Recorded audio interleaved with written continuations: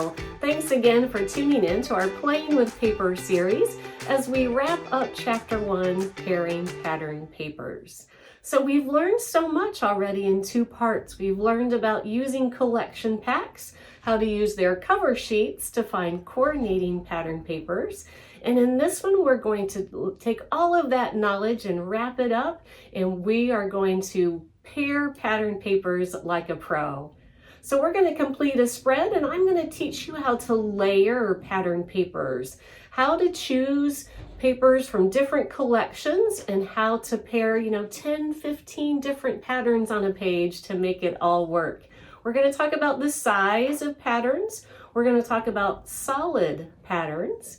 And make sure you tune into your booklet so that I can give you all of the details on names of pattern papers. What is damask? What is chevron? So make sure that you tune in also to that instructional booklet for all of the extra little tidbits of knowledge.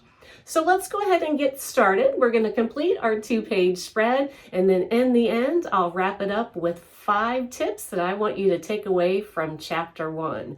Let's get started. Now that we're getting all of this knowledge on how to pair pattern papers, what patterns to look for, etc., now we're sitting down to design a spread, and the age-old question is, how do I start? Do I start with my photos, or do I start with the pattern paper? Now, if you're one that you want to make sure the theme of the paper, the colors of the paper exactly match your photos, absolutely. Start with your photos, pick the highlights, pick the theme, pick somebody's shirt color. Maybe it's a graduation ceremony and it's the school colors. Start with that as your inspiration. For me, I think I can take any of my favorite papers and make them work with a certain group of photos. And I'll give you more tips on that as we go along. So I always start with the pattern paper first. Now, hopefully you have learned throughout now the 3 parts, starting with collection packs is a great way to start. I highly suggest having the printout of these, or buying the total collection pack so that you have a variety of paper. I wholeheartedly believe these collections were made to go together, so that's the easiest way and the quickest way to get it done. Also, don't forget, don't only choose your collection packs because of the theme, because as you will see here in the spread that we're getting ready to do, we're going to take 2 total separate collection packs and we're going to use them for neither of these themes that they were created for, because every single collection pack has some general themed various patterns that can be used on anything. So be open-minded is the biggest advice I could give you. So for this particular spread, these were brand new collection packs by PhotoPlay, so I knew I wanted to use those. You know how something new comes out and you're so excited to start working with them. So that's how I felt when I saw both of these collection packs. But if you notice, they're very different themes, and they're not necessarily ones that might blend very well. So how do we make something like that mesh together? The first step, should I say, when you are trying to pair multiple different collections, multiple different papers, is to find the common colors. So we can make these work by using papers in this collection pack that have colors in common. So if you look at this stripe here, so we're going to start with a pattern that has a lot of the colors in it. So if you look at this particular stripe in the Travelogue collection, you'll see some light blue tealy colors here. We have some darker blues. We don't necessarily have that dark of a blue, but if you look at this stripe, I think we could make that work. And then we have some shades of gold. And if you skip down here, we have some oranges and kind of a rusty off shade of red. So while we don't necessarily have the yellows here, we do have the oranges and kind of that orange off shade of red in here. So if we start picking out some patterns from each of those in those particular colors, we can find a way to make all of these mesh. Now, we always want to make sure that we're picking some bolder patterns and we're picking out some solids or some monochromatics. So as we get started with our spread, I'm going to show you very specifics on how to introduce patterns, the weight of patterns, so how big the pattern is on the particular paper. And I just want to teach you how to trust your gut, right? Sometimes you can tell that something matches. You don't exactly know why, but if you look at it and it makes you happy, it matches. I want to teach you how to be confident and just to trust your gut. All right, so let's put these two collections aside. Let's get started on our spread, and then I will give you detailed tidbits on how I pulled specific papers, how I pulled them from here, how I meshed them, and then how I introduced various random pattern papers in addition to these collections. So let's get started. All right, so go ahead and open up your page kit for the Born to Stand Out kit. So go ahead and open that up. I have already taken it out of its protective sleeve, and then I'm just going to set this part aside for now. We're going to start with the left side of the spread. Now, as we begin here, you remember when I talked about I was going to blend the two collections, and the colors they had in common were primary colors, right? They were blues and yellows and oranges and reds, which are very primary colors. But they were a tad muted on the spectrum of each of those colors. So for my background, I wanted something that was a little bold, but still worked in that color scheme. We'll talk about color theory in chapter 3. So we're going to highlight some of the colors here, but we're going to really go in depth in a further chapter with that. But I chose the color red. Now, why did I choose the color red? Remember what I said about trusting your gut? My gut just said for this particular spread, I wanted something really bold and fiery. That's why I went with red, because it's, why fit in when you're born to stand out? So to me, red really makes a bold statement. So that's why I chose the color red. I went with my gut. If your gut is telling you you should start with a navy or a black background, or if you wanted to start with the lighter blue background, or, if you wanted something more light and airy and wanted to start with yellow or orange as your background, again, trust your gut. We have learned so much about pattern paper now that we're at part 3. You should be well on your way to trusting that gut and making those decisions. Let me pull this one aside here so that you can see what I mean about using yellow as the background. So if you look at this 2-page spread here, we are using the 2 identical collection packs. And instead of starting with that bold red, I decided to start with the yellow. So if you notice, you can tell that they all go together, but the yellow background gives you a different feeling. It's definitely bright compared to the boldness of the red. So again, go with your gut, and whatever colors, maybe you're highlighting some colors that are in the photos, in clothing, just trust that gut on what to start with as your base. All right, so I'm going to go ahead and put this one back here. And let's get started on the left side of our spread. So again, I wanted to start with something red. Now, when we look at the collection packs, there weren't necessarily any just kind of monochromatic red backgrounds. Now, my colors here are pretty bold, so we could have gone with a very small print if we wanted a print as our background. If you notice my style, I tend to go a little more solid or monochromatic. I rarely use just solids. I like that there's a little bit of pattern that gives a little bit of movement and energy, but I personally like a lot of monochromatics with just a few bolds.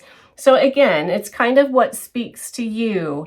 This is really about trusting your gut, using some of the principles of pairing pattern papers, and making a style that's all of your own. So to match something that was a little more red, I had to pull in some other pattern papers. So what you should do in that case is go through your stash, or if you remember, we talked about in part 2, printing out or keeping the cover sheets of your collection packs. That way you can flip through all of those and you can quickly see if there's anything that might coordinate with what you're working on. Maybe you store everything by color, maybe you store it by company, however you store it, whatever works for you. I tend to store it by company, by manufacturer.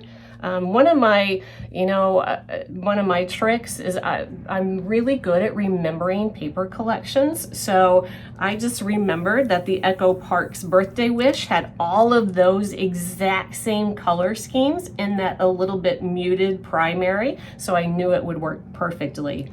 But if you're keeping all of these, you'll be able to quickly see what would work. Or perhaps, if you're like me, wanted to start with the red, if you have all of your reds stored together, pull out your top 5 and then let's see what works. All right, so I pulled this background red from the Echo Park's A Birthday Wish, and then that's what we're going to start with. So we're going to go ahead and pull out that background sheet. And as always, we're going to start by cutting off the barcode strip. So I'm going to set this aside for now. And we're going to cut off the barcode strip for our background sheet. All right.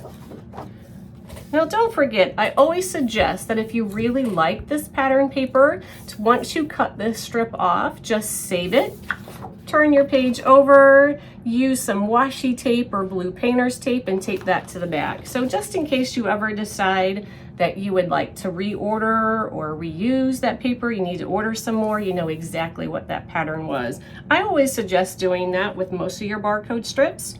Also, if you look at your, let me grab it here super quick.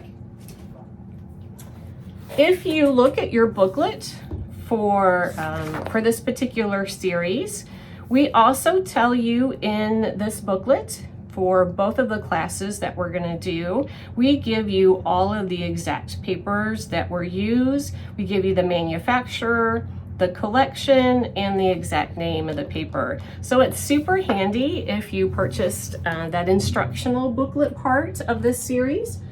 That will give you all of that information there as well. All right.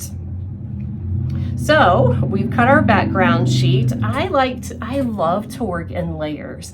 If you notice, most of my pages have several layers to start the background, and then we start layering like the die cuts and the photos and that sort of thing. I just personally love to layer papers.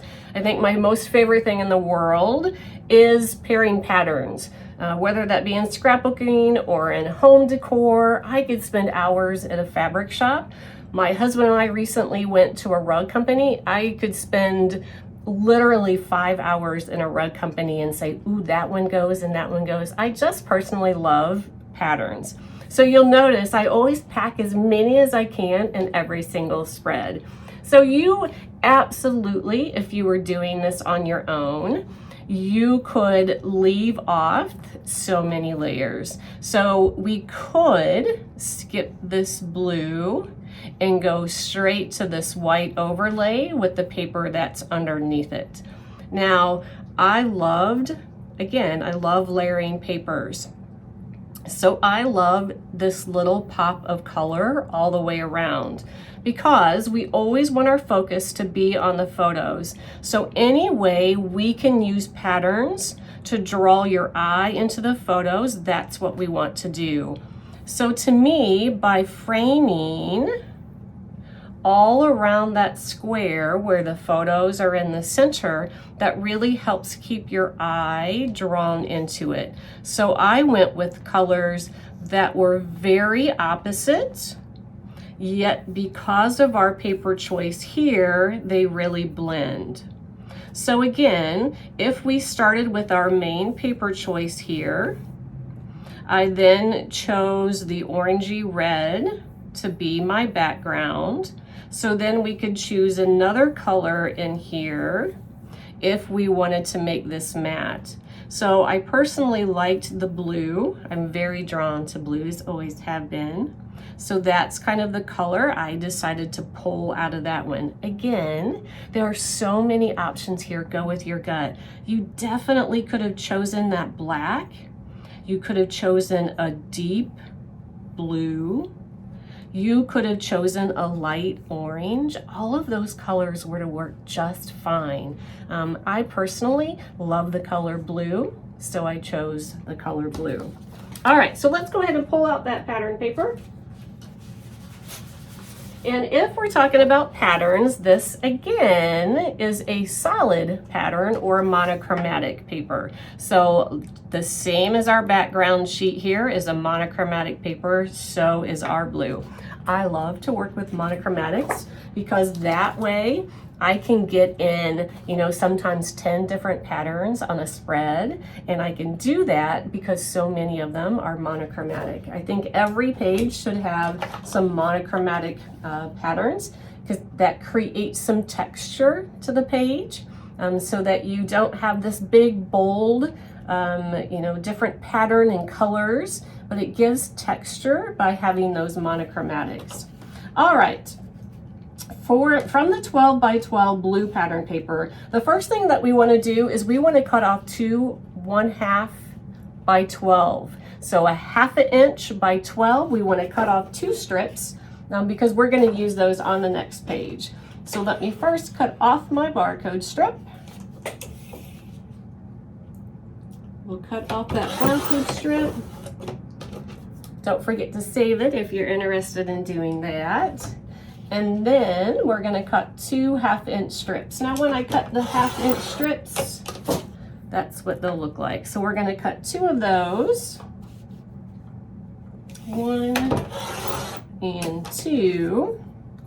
And again, we're going to save those for the next page. And now what we have left is an 11 by 12, but it needs to be a square. So we're going to cut that down so that it's 11 by 11. 11 by 11. This is a great way, and we have this left over, by the way. So we have this piece left over. We don't have a need for it. So if you love to save papers, put that with your blue stash, or you can just throw it away.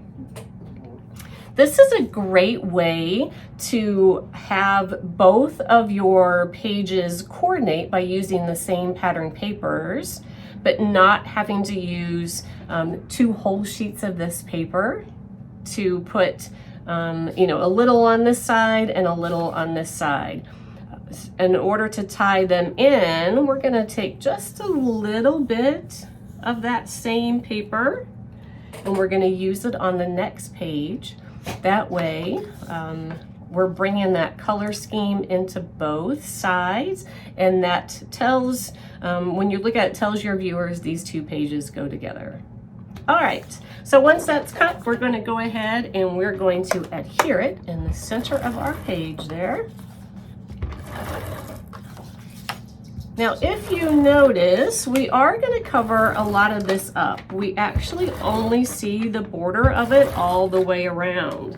So if you wanted to, you could cut out the center section. So you could cut out a big square out of the middle, and that way you can use that again for another spread.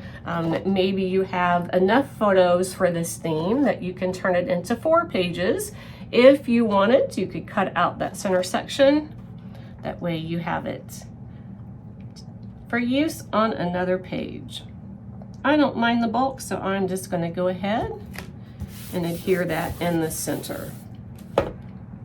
All right, now here comes the tricky part, right? So I'm going to pull out from my stack here. Set this all aside. I'm going to pull out an overlay, and I'm going to pull out the 2 striped papers that we used on this page. Now, a trick to pairing pattern papers is to vary the scales of the papers. And what I mean by that, you want some big, bold patterns, you want some that have a smaller pattern, and then you want some that are solid or monochromatic. Now, I want to show you how we can bend those rules. Again, I want to teach you how to go with your gut. So sometimes that means rules are meant to be broken, right? So I wanted to use, this was the first choice of paper for me. I tend to always start with a stripe. So even if I don't end up using it in the spread, I tend to always start with a stripe. If you're a floral person, perhaps you always start with the floral. Again, you might not use it in the spread, but you're going to use it as the inspiration for different colors and different patterns to pull out. So I started with this one here because I love that, right? It goes so beautifully together. Okay, but I wanted to really, really challenge you and myself. So I also took a stripe from the Travelocity collection, or this Travelogue collection. Now, when you look at those 2 papers, oh, right? Those don't go together at all. The color schemes are a little off. You know, this one is a very solid line. This is that grungy feeling. So if you were just to see these 2 papers together, you're thinking, I wouldn't put those together. But also remember what I said is to keep an open mind. You never know what's going to work. So I suggest when you're doing this, you're going to have a whole slew of pattern papers in front of you, and it's going to be like you're in the dressing room of a clothing store, and someone's going to say, here, try this, here, try this, here, try this. I want you to challenge yourself to do that. So I wanted to challenge myself to use both of these on this page. Now, if you remember, we have talked about when you're doing patterns, we want to use them, various different patterns, and we want to use them in various amounts. So the bigger, bolder patterns, we're going to use less of, all the way to the monochromatics that we can use the most of. So when you look here, to use both of these patterns together to make them work, I really used one of them sparingly. So for me, the choice was to use this one very sparingly. We wouldn't want to give them equal showcase on our page. So we wouldn't want to cut a stripe that's this wide and stack it so that they had equal presence on the page. So if you look here, we're only seeing little pops of that outside of our photographs. So it's just enough that we can make these work, and the white, the solid white, which that could have been a monochromatic or a solid pattern, that would have worked as well. I legit went solid for this one. I broke up those 2 patterns with a solid. So again, we want to always make sure that our eye has a place to rest. So we want our eyes to focus on the photos, but to do that, it needs no distraction around it. So that's why these 2 are very distracting. I made sure one of them is really surrounded by a solid color. I loved the stripe, and the reason why I wanted to make myself use it is I love that the direction is at a diagonal and this stripe is vertical, because the two of them together create a great movement. They have enough colors in common that the patterns work, right? Remember, we talked about the reds and the blues and the darker colors there, the whites. They have enough in common to work. We just had to use one sparingly to make them work on the same page. All right, so we're going to use the diagonal behind our overlay here. Don't you see how it gives this diagonal here, gives a great movement around the photos? Pattern papers are great for that. All right, so let's set this aside for now, and we're gonna go ahead and cut our striped paper down. Obviously, if you're following along with your directions, all of these are written down in your instructions. But we wanna cut that diagonal striped paper to 10 1/4 by 10 1/4. So 10 1/4 by 10 1/4. All right, now I don't use those extra pieces there. So again, you're welcome to save those, because if you would have saved the center section from this, you save these two pieces and you're well on your way for creating another layout, because we're giving you all the reasons why these papers work together. So you'll be able to add one or two of your own and you can make all of those leftovers work, right? All right. So let's flip that over. Don't you love the other side of this paper? I love, love, love the passport stamps. All right, so let's go ahead and run our adhesive. Now we wouldn't want to cut any more out of the center section of this because it's going to show through the overlay. And we're going to adhere it in the center of our blue. All right, now look how the page is really starting to come together, right? As we're laying all of these pattern papers together, it just gets more dynamic and more dynamic and more dynamic, right? I love that about pairing patterns. I just love how it really, like, you know, your background is big and bold and creates energy, but as we keep layering, wow, does it come to life. I love pairing pattern papers. All right. So again, I just wanted this to peek through just a little bit, so I custom created an overlay. No worries if you don't know how to custom create an overlay. We sell those, so you could just purchase them on our website. Or all I did, if you're really familiar with Design Space with your Cricut, is I took really skinny triangles here, kind of randomly put them in kind of a starburst shape. And then I sliced them out of our square here. So again, I wanted to create kind of that starburst, and I went with that kind of as a nod to, you know, our title of our page here of why fit in when you were born to stand out. So, you know, born to shine sort of thing. So that's why I went with that starburst sort of shape there. All right. Let's see, not that it has to be identical, but I'm gonna go ahead and make it identical.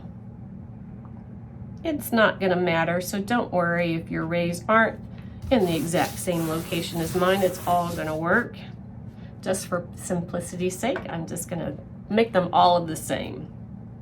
So now that we have our overlay complete, we're going to go ahead and add our striped paper here. So I'm going to run. Before I do that, let me just pause. If this makes you a little nervous, because it's a really bold choice, right? If it makes you a little nervous and you're one perhaps that doesn't like such boldness, you prefer more of the solids, you are more than welcome to flip that over and adhere that next. See how beautiful that works too? Again, go with your gut, trust your gut. So if this is a little much for you, do it with that side facing up, because all of these colors that are in these specks are in this here, this stripe. So that's gonna work beautifully as well. I'm going big and bold, right? Go big or go home on this one. So I'm going to go ahead and do the stripe side and make a really bold statement. It's all about your personality and what you prefer your pages to be. All right, that one is already cut to size, all ready to go for you. So we're gonna adhere it to the page. If you notice, we want just a little bit of that white overlay underneath, just enough again to give our eye just a little bit of a rest under that bolder pattern there. All right, so now that we have that, I'm gonna go ahead and cut my photo mats. Obviously, you're gonna skip this step if you want to wait and know exactly what your photo mats are going to be. But I am going to go ahead and cut my photo mats. Let me set this aside here. So I'm gonna cut them just like our sample. So I'm gonna cut a 4x6 mat, a 4x6 photo mat. So that's 4 1/4 by 6 1/4. And then I'm going to cut a 3 3/4 by 5 1/4. Let's see, let's do that one more time there. 5 1/4. There we go. I am a person who, when I scrapbook, I stand up. I need, first of all, I need to look down for something to be straight, but I also need to stand up so I can give that big oomph on my big heavy duty cutter. So it's always a little bit of a challenge there when I'm trying to use my old lady strength sitting down. Alrighty. And I'm just going to add those to the center of our page,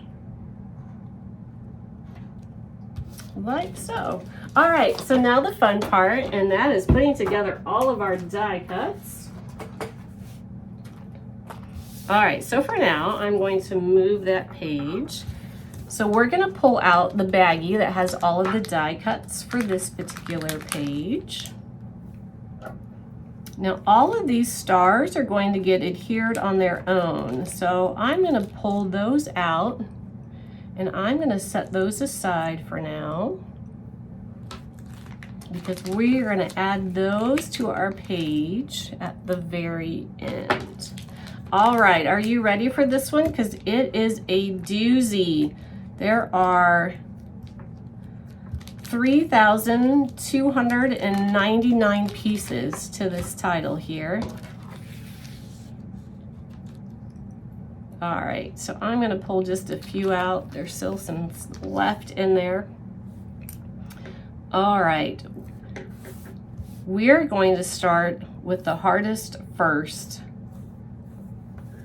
We set all that aside, and we're going to start with when you were. So those are individual letters, but let's go ahead and adhere that part of our title first. But the good news is once we get that complete, the rest of it will go together a lot quicker. Let me use my tweezers here.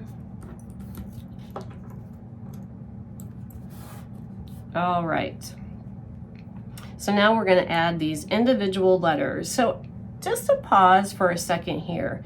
So if you look at this title, we have used all of the colors in our title that blend these two particular papers. So not only are we tying together our pattern papers, we're using our die cuts to help bring in and emphasize those colors of patterns that we're highlighting. So that's why I pulled in all of these. It really helps all of this blend together as well.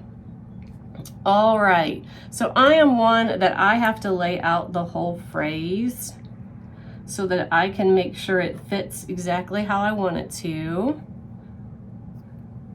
So let's go ahead here. This one's going to take just a little bit of a time. Again, there's a lot of little pieces to this.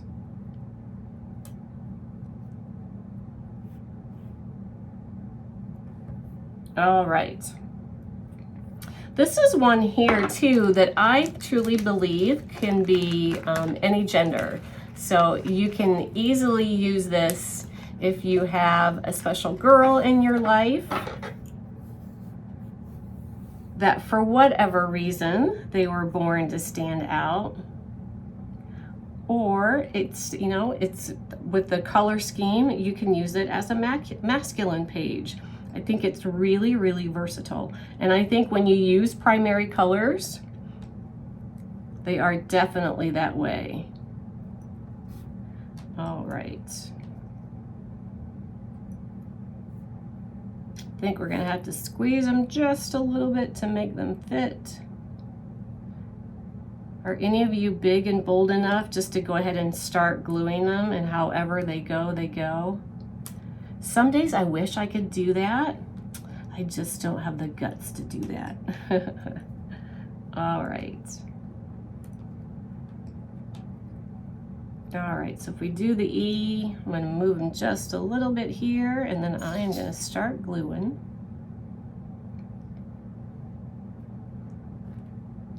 All right, genetics is such a wonderful thing, and another thing that I would have loved to have studied in college, because each of my boys were born to stand out for sure, but in such dramatically different ways. I just love seeing that. All right, remember my little trick here. I'm gonna use my instructions. Now if you've watched my other videos, you know I have been a Helmar glue girl for years. And I recently switched over, since Helmar no longer is shipping to the United States. I recently switched over to Barely Art Glue, which is a fabulous glue as well. So this is the one that I have been using since I made the switch, and I highly recommend it. All right, since all of these letters are so tiny, I made my little puddle of glue there so that I can dip it and go. That way we're not taking the time to put adhesive on each individual letter. And this is a much quicker way to do that, especially when they're small and there's a lot of them.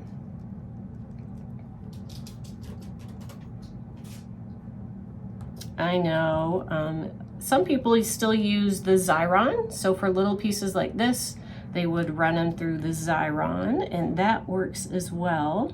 So that's the machine that takes your die cuts and kind of turns them into a sticker. By rolling through the machine, it rolls a layer of adhesive on the back side. To me, this has just always been much quicker. And I always use tweezers for it.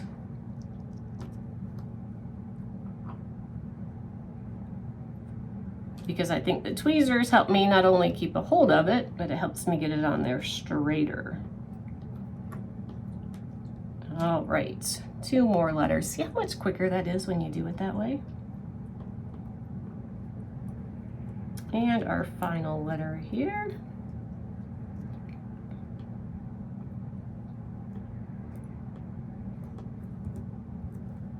All right, so I'm gonna pause there just for a second. So if you notice the stripe here and the stripe here, While they do have the blues in common, see how this one here, this stripe here has more green in it.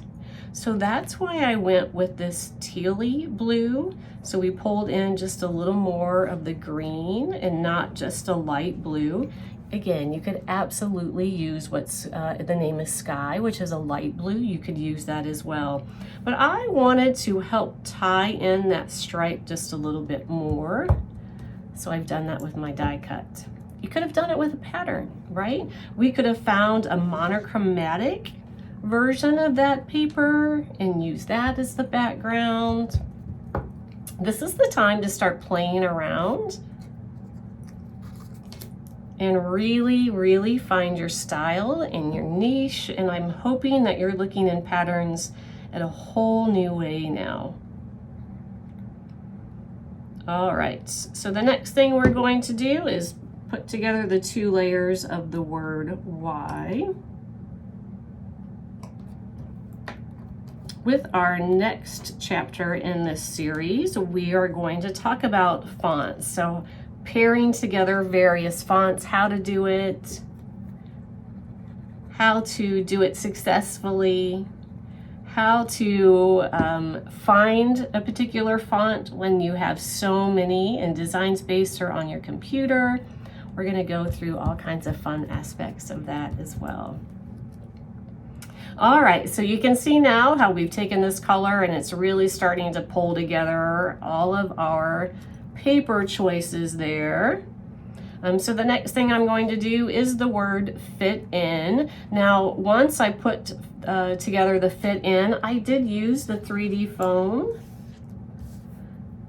to adhere that to my base layer here. So that's totally up to you if you like dimension.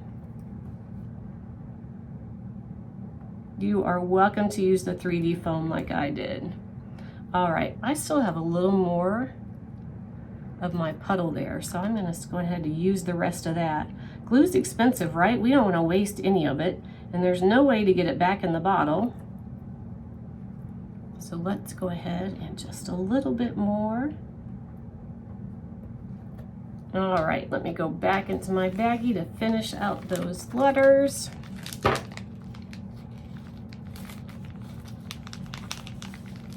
I was definitely one of those kids too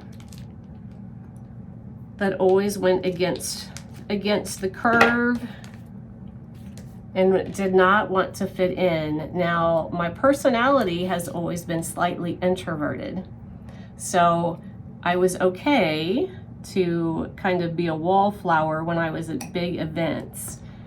But if I had to give a class presentation or something like that, I was definitely not following the norm. I wanted to be the person who definitely stood out. I always went above and beyond.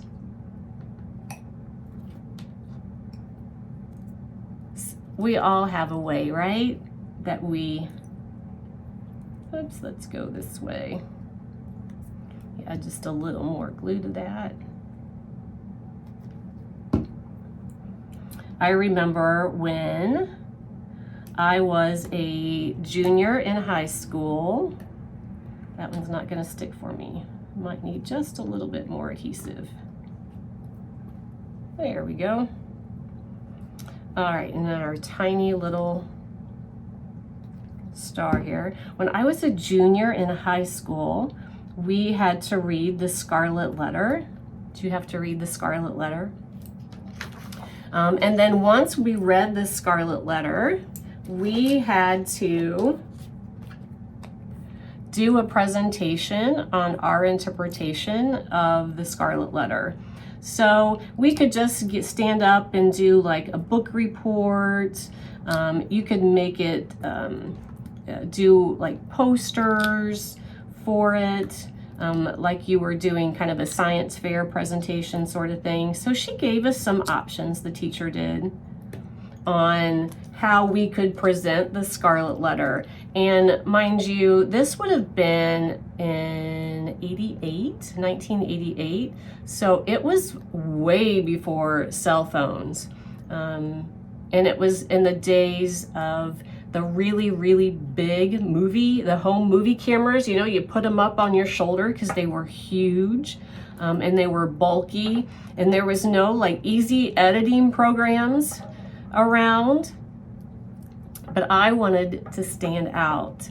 So I recreated, with my then boyfriend at the time, I recreated scenes of the Scarlet Letter and had my dad videotape them, and I didn't know how to splice it. So we had to do it exactly in order with no mistakes. Again, because I always, you know, when I was in that kind of situation, always wanted to stand out and never fit in. So needless to say, it was a huge success. I wish I could go back and find it. How fun is it with stuff like that, right?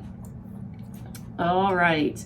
Another funny thing on that line too. So when I created this little movie version, I mean, complete with, we had costumes that I had sewn and made so that we were, true to the time of the era of the Scarlet Letter. I had this really elaborate A that I made, and we had, my little cousin played Pearl, so we had the little girl. So we really went all out. And you know, if you watch the, old movies from the 60s and you had the static, like, and the movie credits that rolled, I wanted movie credits.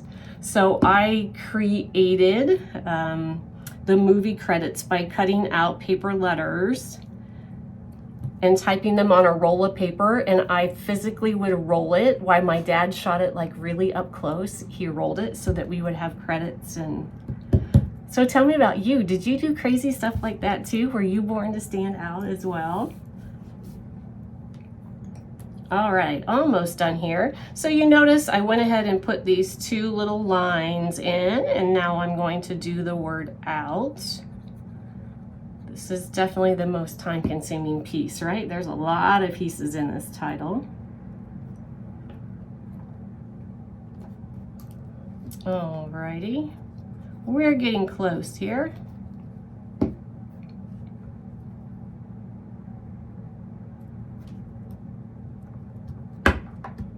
All right, I'm gonna go ahead and do the word stand, and then I'm gonna finish with born to. So the reason I'm gonna go ahead and do the word stand is because then I know exactly how much space I have left to do this portion here. So let's go ahead and glue together the layers of stand. So don't forget with this, they do have innards, so this font is a little bit different in how it cuts out the letters. So don't forget, you do have the innards of the A and the D that we are gonna just barely put in there. If you notice, I always, when I'm doing little pieces like this, I always like stamp it with my finger afterwards. And the reason I do that is I don't want any excess glue showing. This is a great glue. It doesn't really like shine or anything like that once it dries. It's pretty clear, but I never want to risk it. So if you notice, I always go back with my finger if I see anything, oozing out the sides there, or I'll go back with my tweezers and kind of clean up anything that's excess. All right, so back in my baggie must be the center of my A. All right, I'm gonna look for the texture side so that we know the texture side is up. Just a little too much glue on there. All right, here we go.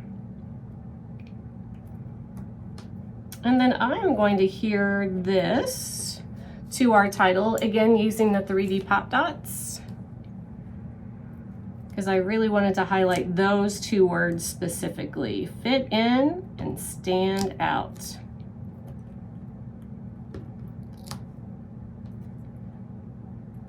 Even though they are complete opposites, I was a little bit of blend of both, I think. All right. So let's go ahead and peel these off. You don't really have to peel them all off. It's gonna stick to the page. even if you don't peel every single one of them. And again, I always use my tweezers. Much easier for me.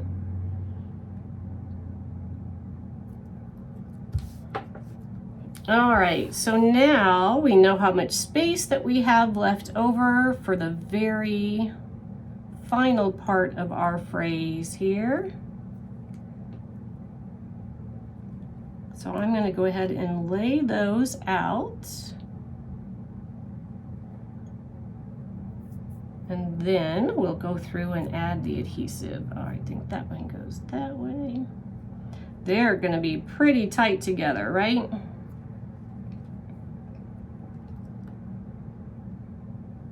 But by putting the word stand first, that's going to give you the knowledge of how much space you have to go.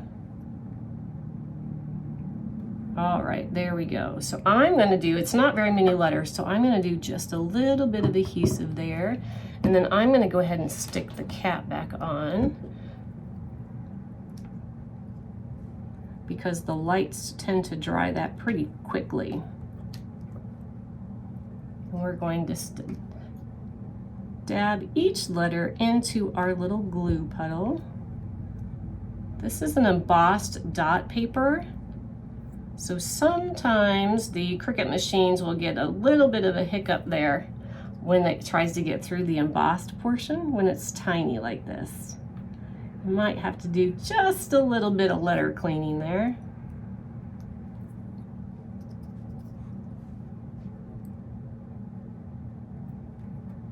All right. Almost done.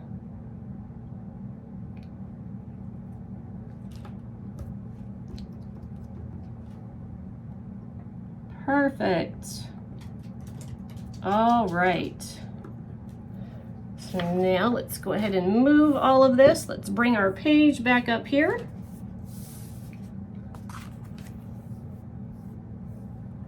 So look at the difference here. So again, this all works, right? We have our color scheme, we have a place for our eye to rest, we have some monochromatics in here to kind of balance out the patterns, but look at the difference by using all of these colors in our title. Look at the difference it makes. Doesn't it really help make all of that stuff blend? All right.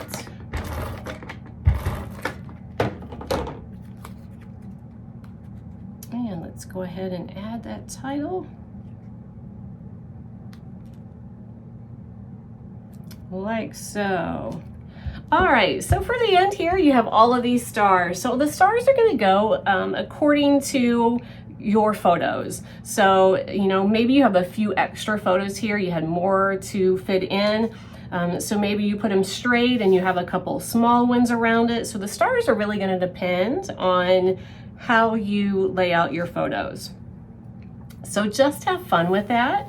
And we'll go ahead and I'm going to go ahead and put mine together. We're going to speed it up a little bit. Again, because you're going to want to put your photos on first and then add all of your stars. Some of them you'll notice as we're going along here quickly that we are going to adhere directly to the page, and some of them are going to use pop dots. There's not necessarily a rhyme or reason. I just kind of done some random ones with some pop dots. So again, that's totally up to you and how you want to add dimension to your page. So just quickly, we're going to come along here and I'm going to wrap up this side of our spread.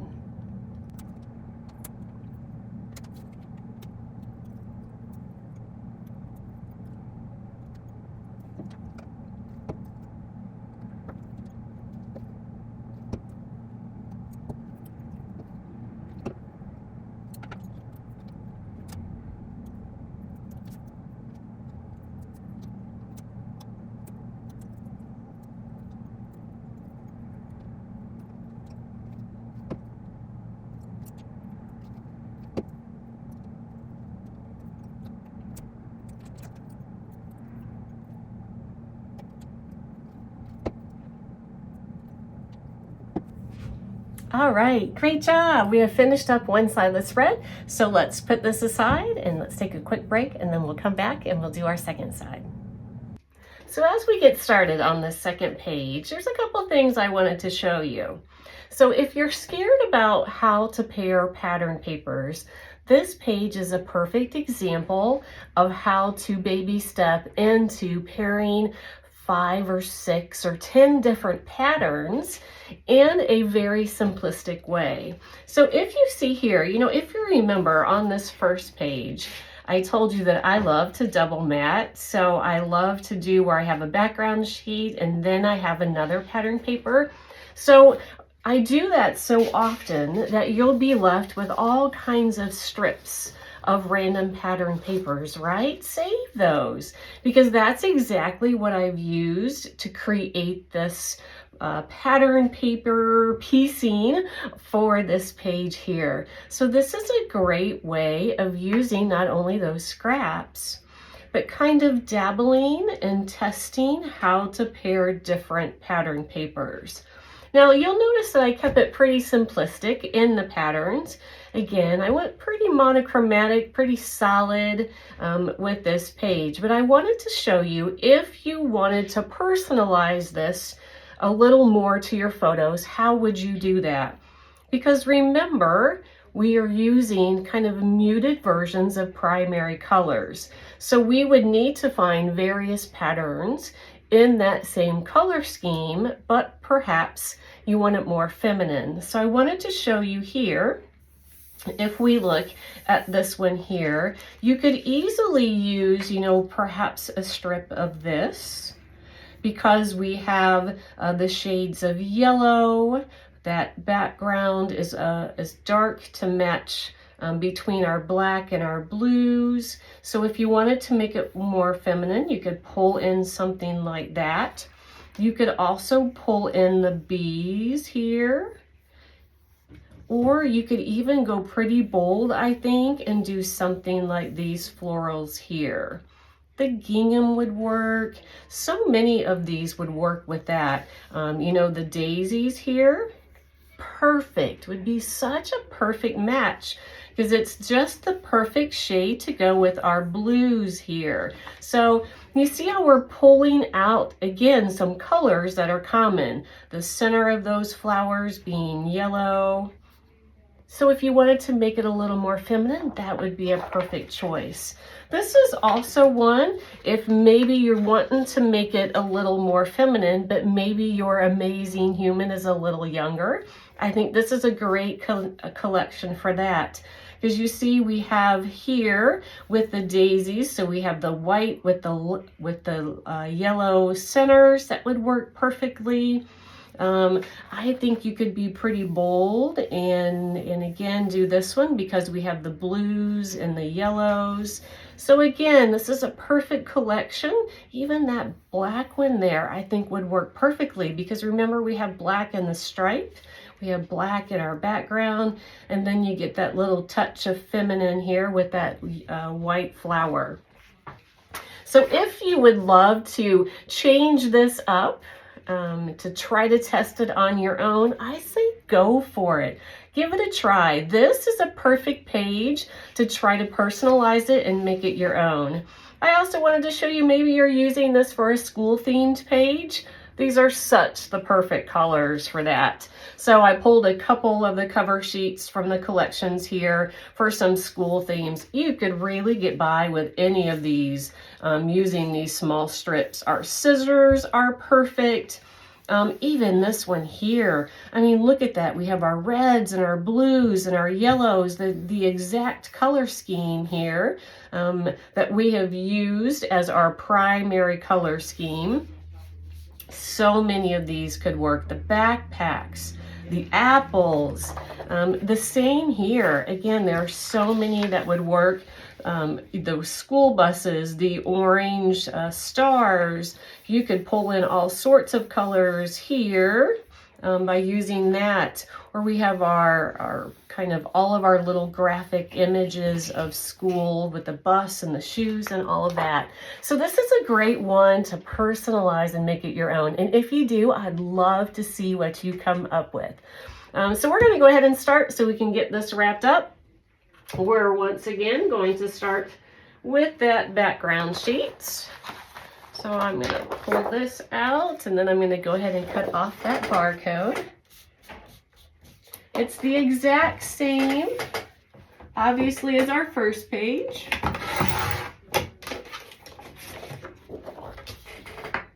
Because since we're adding so many patterns, I wanted both sides there to coordinate. So then in the end, you have that same kind of solid, that monochromatic pattern kind of serving as the base for everything that we have going on here.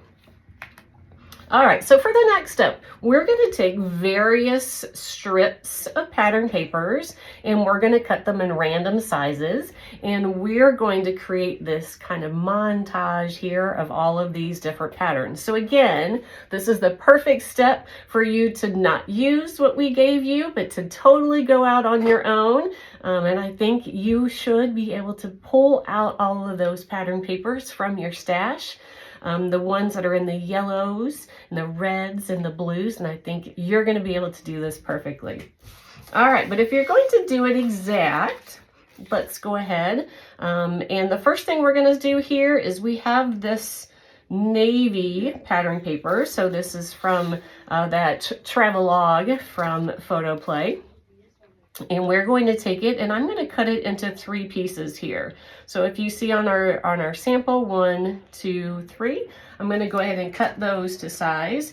And they don't have to be identical to what I have done here. If you want to make them identical, you are absolutely welcome to. So I'm going to cut them all at 2.5 inches. 1, 2.5 inches here. 1 and 2 and 3. All right, and then you have that little extra piece. We don't need that extra piece. You're welcome to save it if you think you would do this again, because we do have some leftover pattern papers. So again, you have enough that you could spread it out and make more if you're interested in that. But for this particular example, I'm going to not use that extra piece here and do it just like this. All right, so I'm going to turn these over and add my adhesive to each of those strips. Now, as we go to adhere them, again, they don't have to be exact. Have fun with this page. This is kind of meant to be one that you can easily personalize on your own. All right, so the first one here, I am just going to eyeball. I'm going to put it this way, and I'm just going to do flush to that left edge. Again, I give you the exacts and the directions. This does not need to be exact. Just alleviate the stress and have fun. All right, and these two though, I am going to put flush to the right edge, just like so. And we're doing those first because they are the very bottom layer. So of course we need to work from the bottom layer all the way up. So the next thing we're going to do here, because we have so many different patterns, we needed a place for our eye to rest. And I always put that rest around the photos, because that way your viewer can really pay attention and look at those photos, just like we did here, where we put the white surrounding the photos. We're going to do that here as well. So for the next step, in your bag, you have a 12 by 12 sheet of white cardstock, and we're going to go ahead and cut it down to size.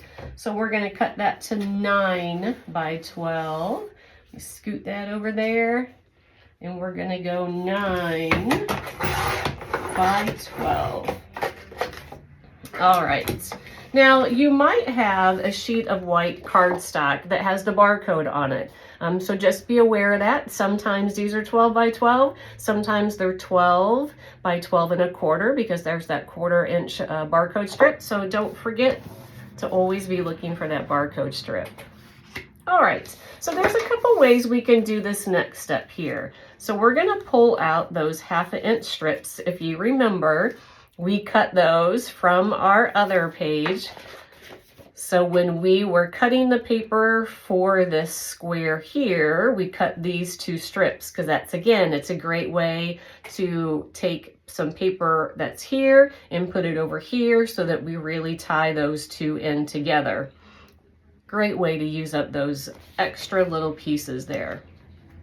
All right, so I'm going to show you what we need to do, and then I'm going to let you do what works best for you.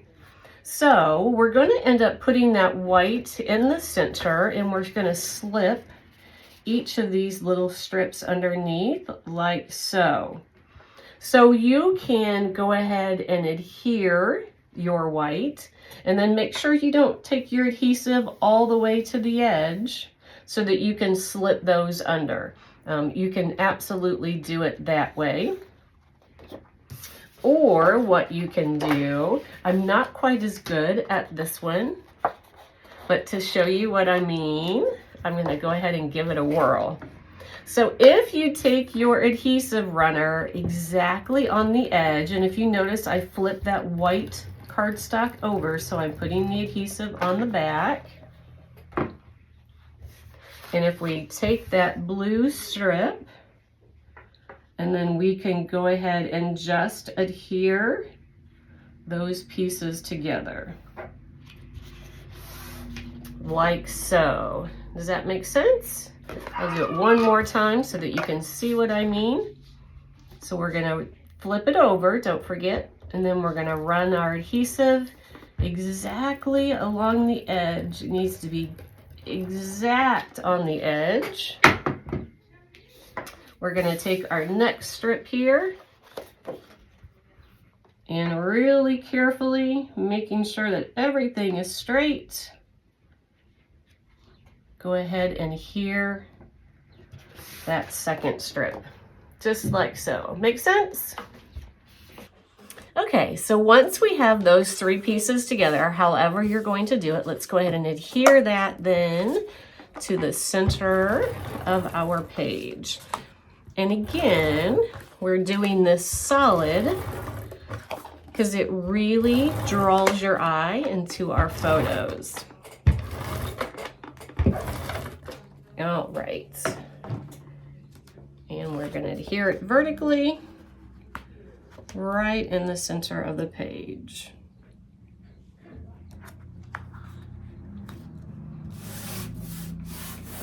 Okay, for the next pieces, I just want you to have fun with it. So again, if you're a little nervous, you're welcome to make it exact.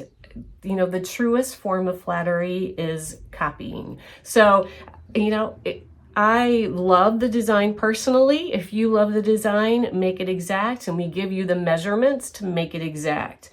But again, this is a great one. If you're at the point where you're ready to go out on a limb, this is a great one to do that. All right, so now that we've done that one, I'm gonna do, so we have 4 more to go. I'm gonna go ahead and do the light blue one. So with that light blue strip here, we do need to cut it into 3 pieces as well. So if you're doing it exact, 2 of them are 3 inches. So let's go ahead and cut the 2 3-inch pieces. So we have a 3-inch piece and a 3-inch piece. And then one of them is 2.5. 2.5. So again, you have another piece that is remaining, just like we did from the first one. So if you want, go ahead and save all those pieces because again, you're going to have enough left over that you are able to create a whole new page on your own here. All right, I'm just going to wing it. So I'm just going to look at our sample and go ahead and adhere all 3 of those pieces.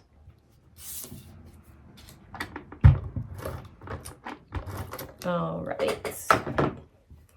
The smaller one I'm going to put down here. Then we have a little bit of a bigger one. All right, and then we have one more over here. Again, it doesn't really matter what order we're going in, if you're staying true to size. I just want you to have fun with this, okay? All right, so we also have the orange strip here. So we're gonna cut it into 4 pieces because we've used it 1, 2, 3, 4 times. That one's a little hard to see right there, but we have used it 4 times. So I'm gonna go ahead and cut this. Again, 2 of them are 3 inches. 1 and 2. And then 1 is 3.5. And then what's left over is about 2.5 inches. It's 2 3/4. Let's just go ahead and snip off that little and make it exact. All right, so we have 4 pieces of this one.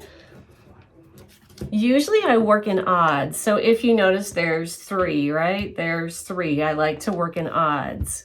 I liked that this one was really bold. And really, to me, this one kind of brightened up the page. Here, let me lay these down and then I'll show you exactly what I mean. All right, so if you look at what we have here to what we're going to. So this here so far is pretty muted. But look what's going to start to happen when we add that pop of orange. All right, so I got it stuck here. All right, so we're going to add 1 down here. Again, there's no exact anything. Just have fun. So mine's going to be somewhat like the sample, but obviously not exact. So let's go, I would say about there. This last piece, we're going to go down here.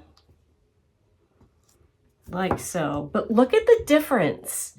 So by adding that bright pop of color really makes a total difference in the dynamics of this page, right? It's just amazing what just one little strip of paper can do. All right, so let's go ahead and do the yellow piece next. So we're only going to do 2 pieces from this one. We have one that's 3 inches. One that's 3, and then one that's 3.5. And 3.5. All right, so again, we have a leftover piece here. So you're gonna have plenty, save it, and I wanna see what you create with that extra stuff. All right, so I'm gonna run my adhesive on the back of these. They're pretty skinny. I'm just going to do 1 little strip there. I'm going to see if I can get this one to slip under. And we'll put that one there. And we'll stick this a little bit longer one over here.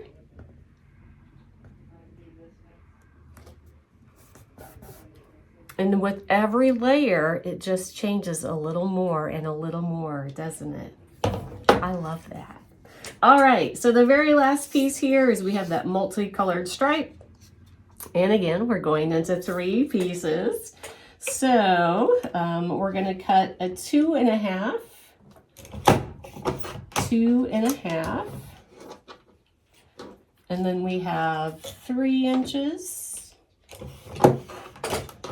3 inches, and then we have 3.5 inches.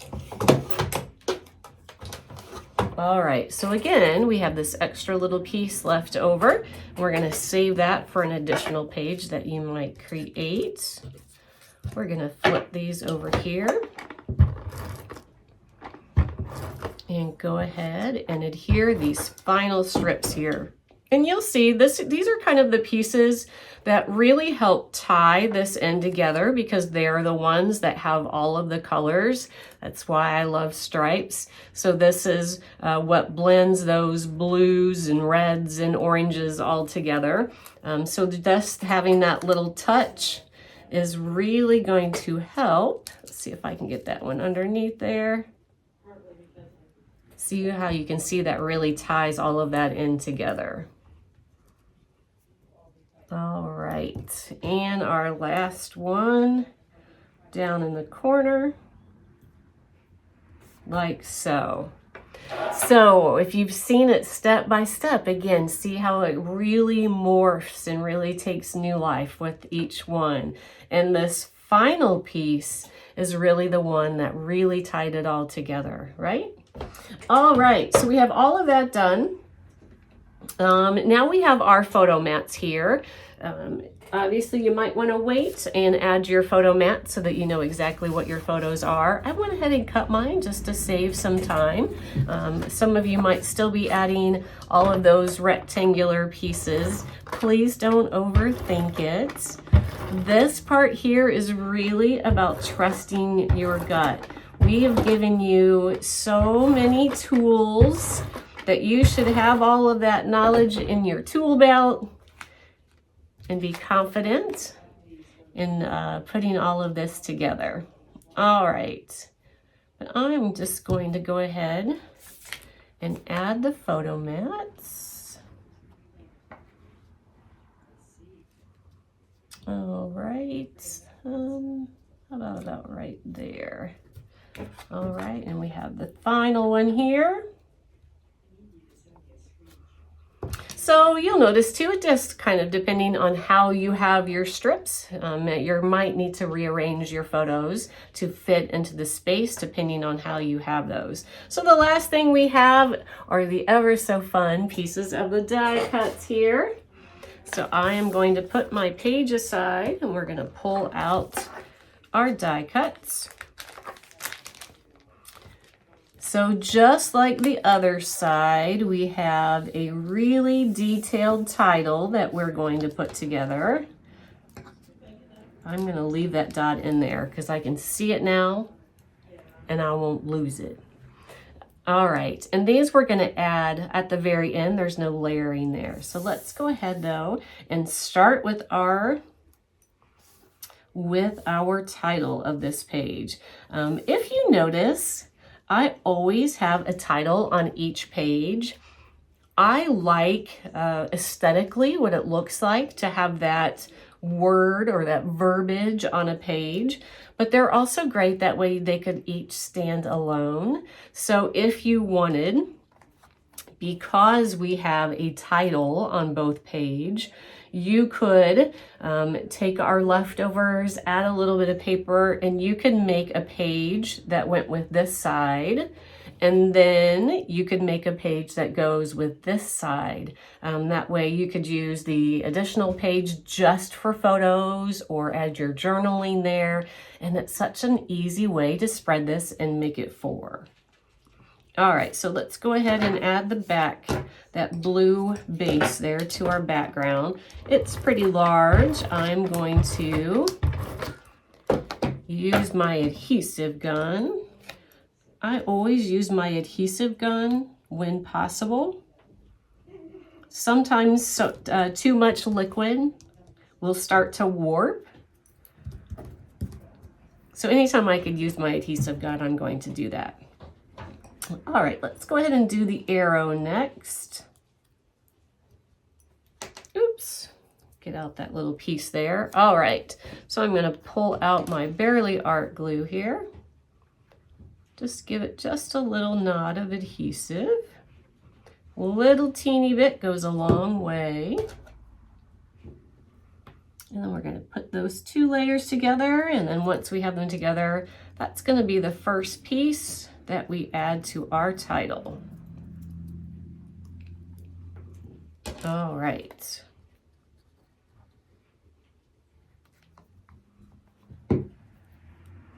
So know I had said it on the first page, but just as a reminder that as we are wrapping up chapter 1 here, chapter 2 will be about fonts, about how to pair all these fonts, why I chose what I did, and how to start doing that on your own as well.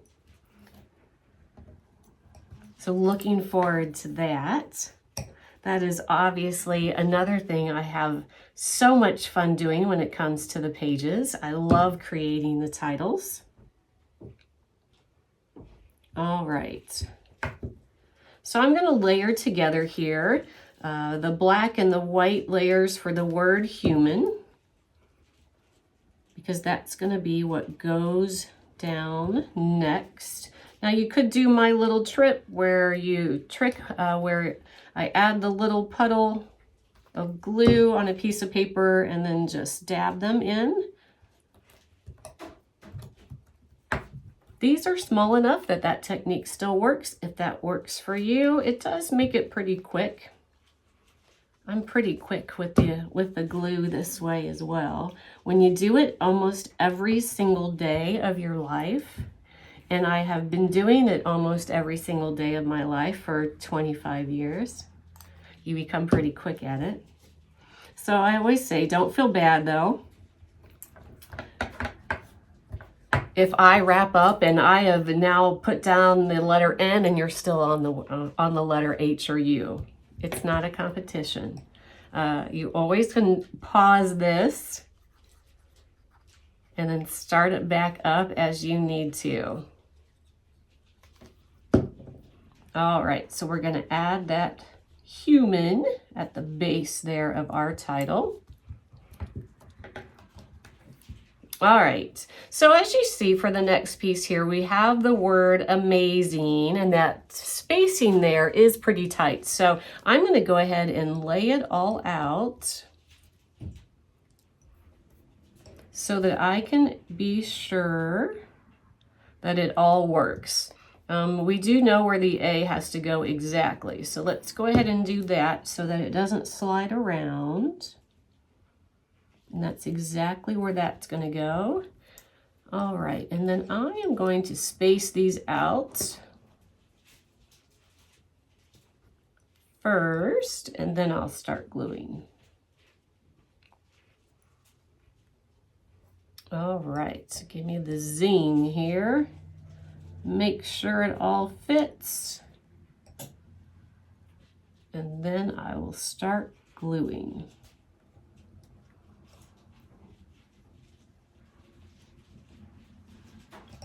All right, our G and our A should align together, so we might need that a little bit tighter there. I think that will be just perfect. All right, let's go ahead and adhere those letters. You don't have to be quite the perfectionist I am. It is a fault. All right. All right, and again, if anything ever oozes out the side, I'm just going to take the edge of my tweezers and kind of grab that. When I'm working on my own table, I have a tissue that I leave on the table so that I can be constantly wiping my hands or wiping the tweezers so that any extra adhesive doesn't randomly go on my desk or on my page or anything like that. But that way we have that perfectly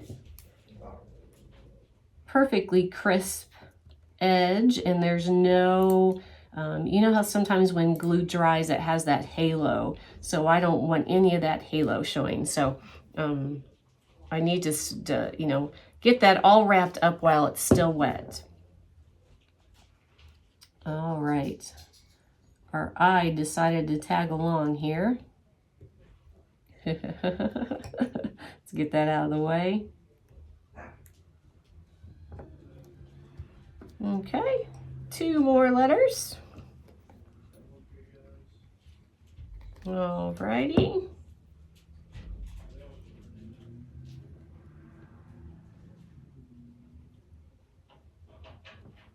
And here we go. All right, so you'll also notice by using this title here, and again, color is something that we're going to talk about in chapter 3, but I wanted to show you here. So see how this is shades of blue here, but I also kind of wanted to slightly bring in the teal. So a great way to do that is when we custom create this title here. It's almost as if we are creating this pattern of sorts, right? And it's a great way to tie in all of the different. All right.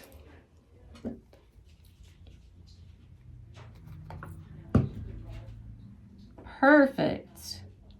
All right, so we have just one more word here, and that's the word simply.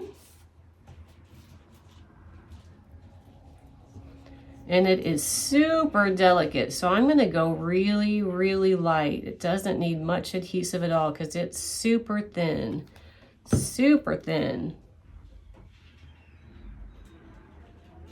Isn't that pretty amazing how clean the cut is, right? And it's so thin. If you haven't watched, we do a Wednesday tip. So we talk about like what time of the year paper cuts best. We give you tips on inking, on all that sort of thing. So check those out if you haven't seen our Wednesday tips. It's great little, they're 5-minute little tips that again, hopefully make us better scrapbookers, right? More knowledge is always better. All right, so now we have the dot of the I, which is super, super tiny. So I wanted to leave it in the bag. So we have the white base. You see that here? Super tiny, so tiny. All right, just a little bit. I'll drop that on there. All right, are you ready for this though? Look at that. I don't even know if the camera can pick it up. Look at that. Let's see, can you see it there? I don't even think you can see it there. Look how tiny it is. That dot of the eye, the red portion, is so small. Hopefully you find it there in your baggie. If not, don't sweat it. Use a red enamel dot, use a red brad, use a red marker. It's all good if you can't find that little speck of nothing there. All right, so now that our title is all complete, let's go ahead and let's wrap up this page. All right, so since it's big enough, I'm going to, again, go back to my adhesive gun. And we're gonna just nestle those in. I'm not gonna push it down all of the way because some of these stars I'm gonna layer underneath. But again, it's going to depend on your photos, exactly how you want all of these stars, just like it was on our first page. And I'm gonna go ahead and pull these out. Got the static cling in these. You know, if you have a bag that has a lot of static cling, which can happen, especially depending on the time of the year, the humidity in your house, all sorts of things. While it's closed, if you take a dryer sheet and rub it all over both sides, it will help with some of that static electricity because that's what a dryer sheet is meant to do, right? It's meant to remove that. So take it while it's closed because it can leave a residue on your die cuts, but rub it on that baggie and that can help eliminate some of that static cling. All right, I'm just gonna follow this sample here and add the remaining pieces of our die cuts. All right, and you're welcome to use any pop dots as we go. I think I'm gonna go ahead. It's hard to see there. See if you can see that blue in there. I'm gonna go ahead and use some pop dots on that one.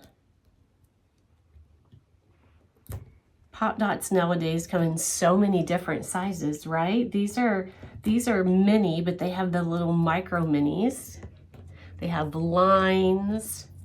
They have big rolls. I love that. It makes it so much easier, right? All right, so I'm going to take my tweezers and pull the backing off, and then add that one in the center there. All right, so remaining here, you could use your micro minis on these little tiny ones if you wanted, or you can leave it all flat. You know, it's totally your preference. Let's see if one of these fit. I don't know. No, too big. All right, so we'll just make this one flat here. And we'll stick this little one down here. Just 4 more to go, and we'll be all complete with our spread. All right, so let's see if I can slip this like so. I am going to put this one on top of my mat, because then my photo could go on top of that. That way it doesn't have to slip under, or you could slip it under. Again, it's totally up to you. I am going to go back and add some 3D pop dots here. I like it to lay pretty flat, so I try to cover the majority of the surface that I can. It doesn't want to stick. It wants to stay on my hand forever. All right, and one more here.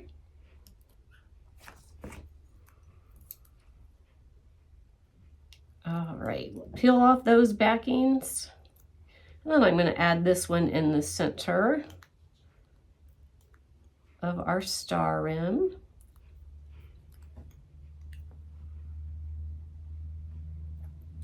All right, just 2 more to go here. And again, you can use pop dots if you want. I am just going to adhere them flat.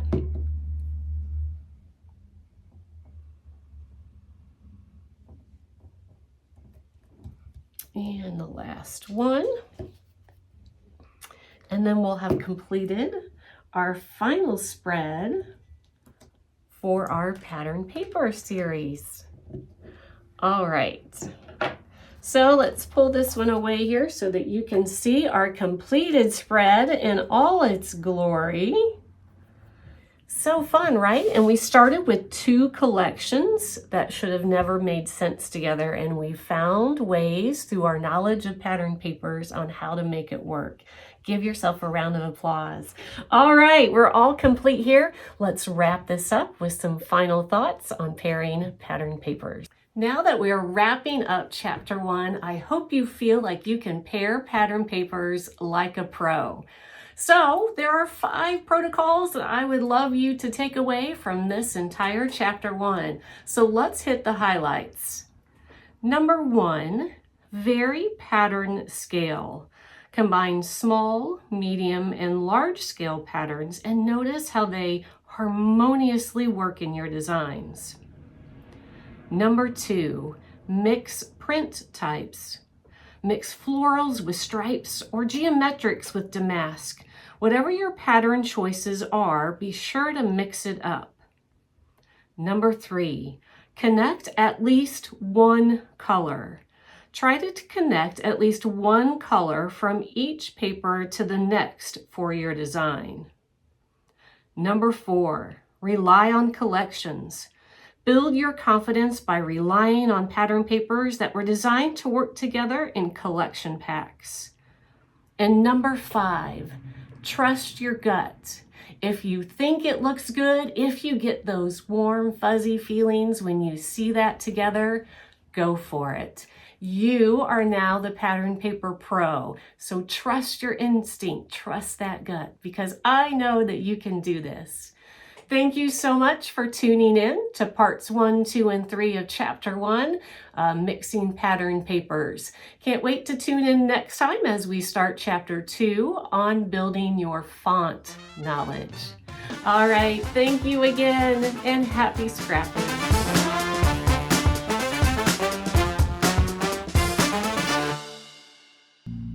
P.S. For those of you out there that love to buy pattern papers and then you store them away because you want to save that beautiful pattern for just the right photo, today is the day to stop hoarding and to start using. I'm going to challenge you to use that special pattern paper that you have been saving for the special occasion, because today's a special occasion. Go grab that piece now, and I challenge you to put it on your next scrapbook page.